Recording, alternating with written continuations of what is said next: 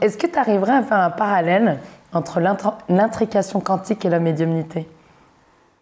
Oui, parce que tous les deux relèvent de l'énergie féminine et du potentiel. Donc on n'est plus dans le corpusculaire.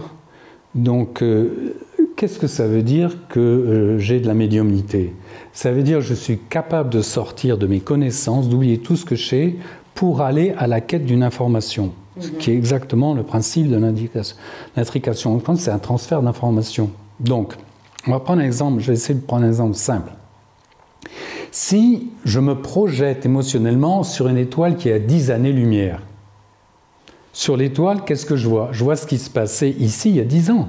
Donc l'information, elle est il y a 10 ans, elle est sur une étoile qui est à 10 années-lumière. Si je veux à 2000 ans, il faut que je trouve une planète, n'importe quoi, qui est à 2000 années-lumière et que j'arrive à me projeter dessus. C'est rien d'autre, l'information est disponible dans l'univers.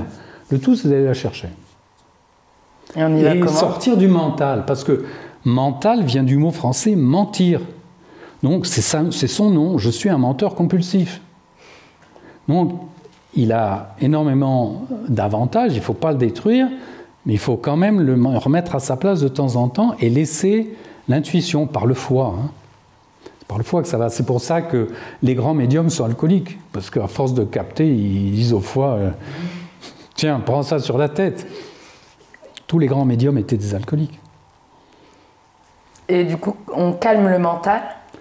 On calme le mental, méditation pour ceux qui arrivent, ou habitude pour ceux qui ont cette facilité.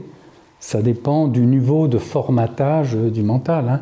Vous allez dans le... Moi, je me souviens, quand j'étais au fin fond de la jungle en Indonésie, le mental ne les fatiguait pas trop, les gars.